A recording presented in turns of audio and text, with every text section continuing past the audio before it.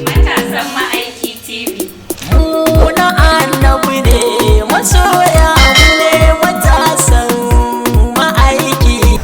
Assalamu alaikum warahmatullahi ta'ala wa barakatu yan uwa masoya shugaba sallallahu alaihi wasallam. Kar ku manta dai har yau kamar kullum kuna tare da mu a gidan TV mu mai suna matasan ma'aiki inda muka saba mu shiga mu fito mu kawo muku sha'irai da suka yi fice da kuma waɗanda suke tasowa a yabon shugaban halitta sallallahu alaihi wasallam. Yau ma dai kamar kullum baƙuwar tamu ta yau ga ta nan dai ba baƙuwa bace a gare ku, wasu kuma ba su santa ba, amma dai yanzu dai ko maya ne za mu ji daga bakinta. Sai da bismillah za mu so mu san ke wace ce, sunan ki da dai abin da ya kamata dai. To alhamdulillah, a'udhu billahi minash shaitanir rajim. Bismillahir rahmanir rahim. Wa sallallahu ala nabiyil karim. Sunana Zahatu Abdulsalam Ibrahim. An haife ni a garin Jos. Na yi primary school ɗina a garin Jos a nan Angorogo. Na yi secondary school ɗina a Tafawa da Balewa Street, JSS Township Secondary School. Wannan shine takaitaccen labarina. Alhamdulillah, ina fatan dai masu kallon mu kun fahimci sai da wace ce ita. A takaice dai sunanta Zahatu kuma yar garin Plateau ne.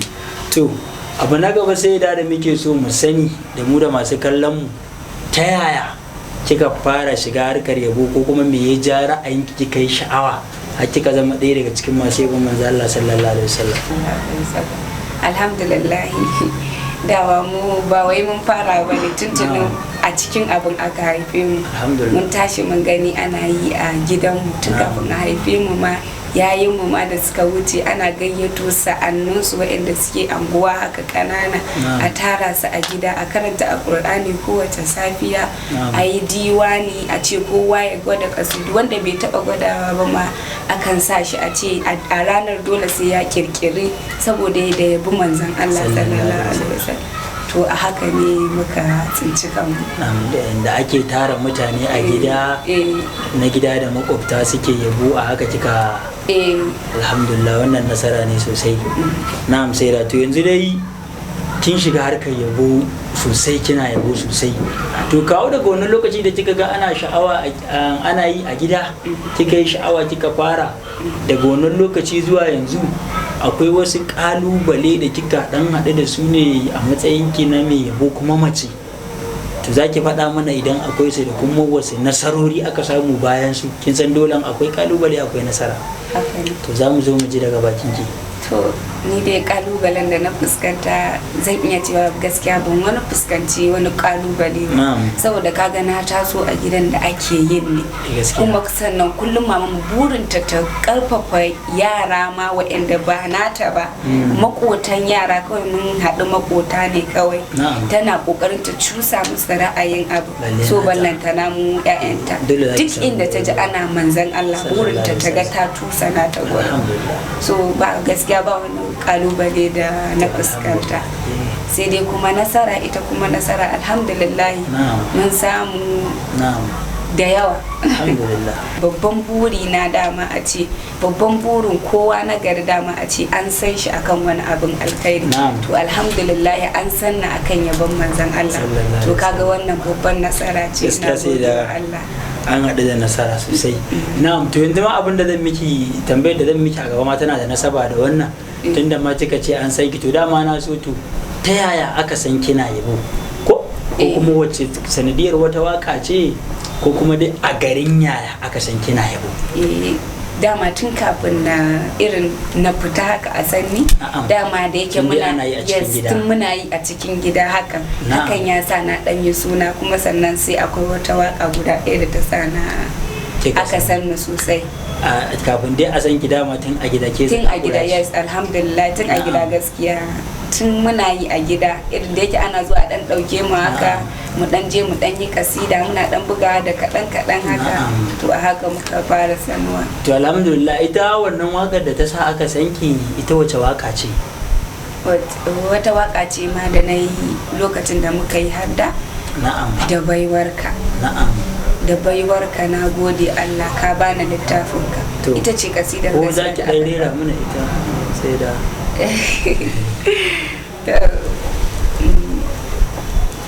Bismillahirrahmanirrahim. da baiwar ka na gode Allah ka bani littafinka na Qur'ani ke na Qur'ani. Alhamdulillah, wannan nasara ne sosai. A takaice dai sai da ma haddaciyar Qur'ani ce. Alhamdulillah. Na ce to yanzu kama daga lokacin da kika fara yabo yanzu kasidinki sun kai guda nawa? To za a iya cewa sun ga irin 17 haka. To alhamdulillah, ba a jima ana yi ba ma ke. Ba a wani jima ba gaskiya. An kai yanzu ya kai shekara nawa kenan? Zai daga irin 2017 zuwa yanzu 2022. Na'am. To sai da waƙoƙin da kike yi waɗanda kike rerawa da wanda kike bugawa, ke kike rubutun ne ko kuma akwai wanda yake rubuta miki ne?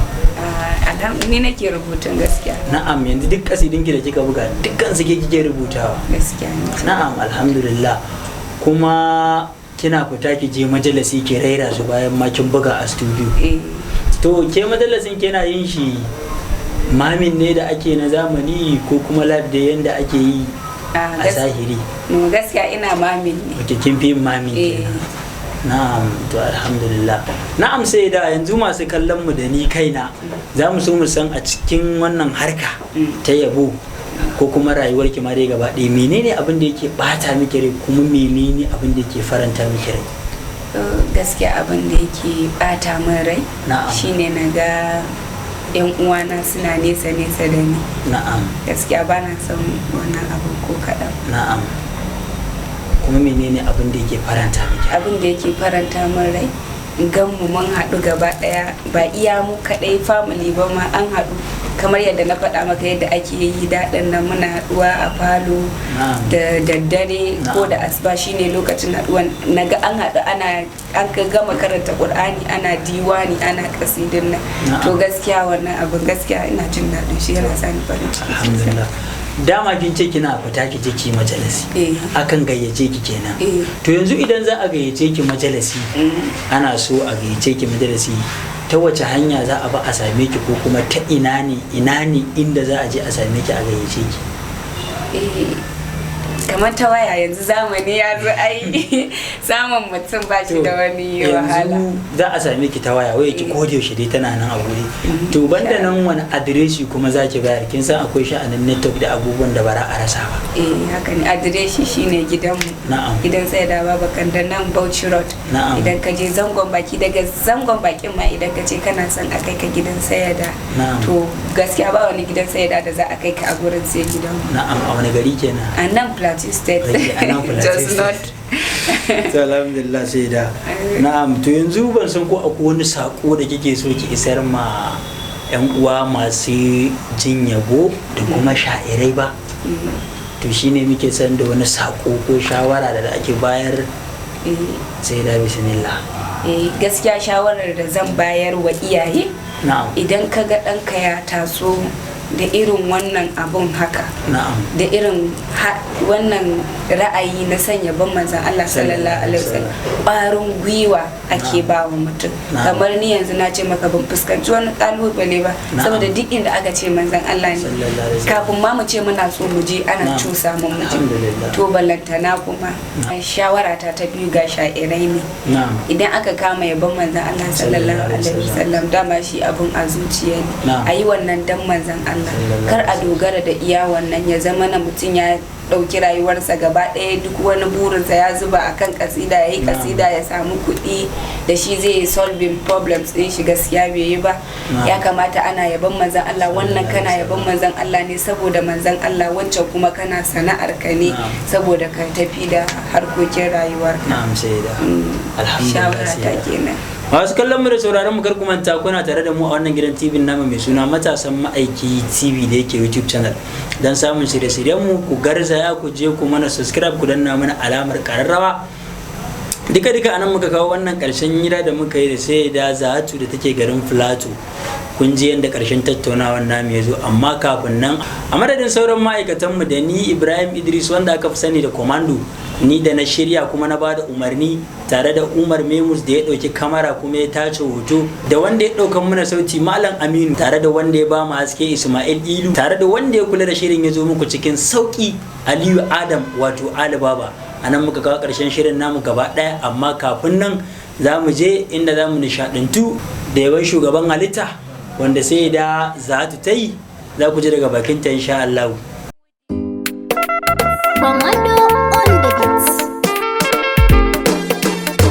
Da baiwar ka na gode Allah, ka bani littafin ka. Da baiwar ka muka gode Allah, ka bani littafin ka. Da baiwar ka na gode Allah, ka bani littafin ka. Su karamatin zuwa izini da sunan ka zan fara. Malikul mulki mai iko waka zana rera. Ya ce ya Allah nake so na tsatsara, da baiwar ka littafin ka ba mu godiya mu kayyo gunka. Da baiwar ka muka gode Allah, ka ba mu littafin ka. Dubu na salati ya Allah kayo ga zaɓaɓɓen ka, mai yin bisharar aljanna babban masoyinka.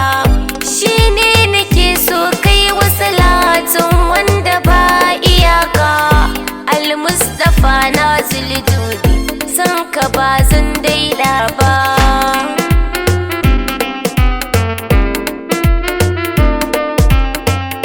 Dole ne in gaishe da shehu Musaddad gwarzo babba, domin ku shine jagora na komai da komai baba. So Allah da manzan mu ba wai ne ba, na sa khalifa ɗayyabu wanda ya zama dubi babba. Da baiwar ka muka gode Allah, ka ba mu littafin ka. Mu'jiza ta farko Qur'ani da akai wa angon Hafsa, ayoyin shi duka suna nunin girma da martabarsa. A cikin shi duka akwai buɗe da haske gudu basa, yawan yin karatun Qur'ani yana sa a yau dacewa.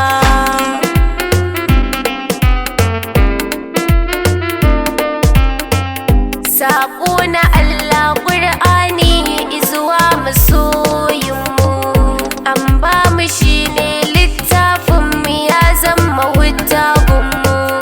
Komai yana cikin littafin magani ne gunmu, annabi ya ce in ka riƙe shi ba za ka taɓe ba. Da baiwar ka muka gode Allah, ka ba mu littafin ka. Akwai sirrika a littafin ikiwani in kuna ji, akwai kariya a littafin ku biyo ni kar ku gaji. Wanda ya yi riko da littafin ya tara duk hujjoji, duniyarsa har da kiyama lallai ba zai tafi ba.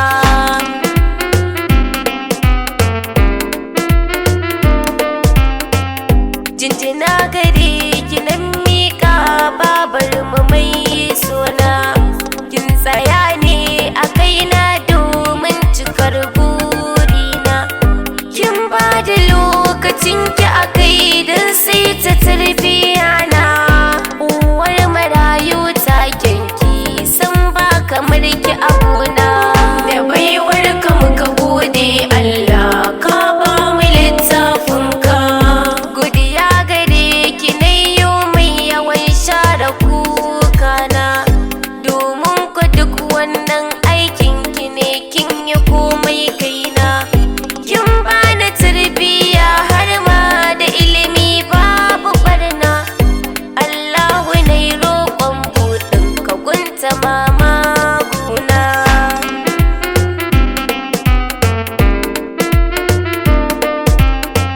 Ina yin kira gare ku iyaye sai ku bar wasa, ilimi ku ba wa 'ya'yanku da tarbiyya babu gasa, domin ku ilimi haske ne wanda ba duhu cikinsa.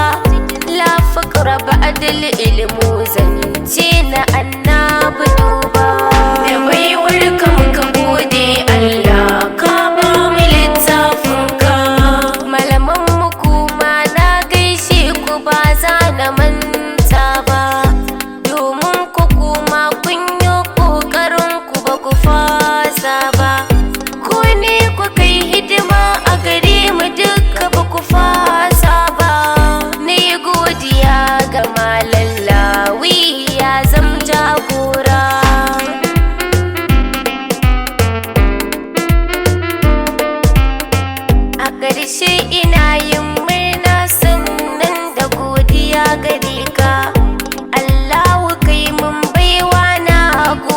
da babu iyaka. Ka bani baiwar Qur'ani kundi na littafinka. Allah ka sa ya cece mu yau mulki ya mutu babba. Da baiwar ka muka gode Allah ka ba mu littafinka. Sahatu shine sunana ni ce na tsara ta. Ya ce ga Abdulsalamu Allah ya gafarta. Na yi kira ga kannina domin su fafata, su taho mu tsira tare, wannan ce bukatata.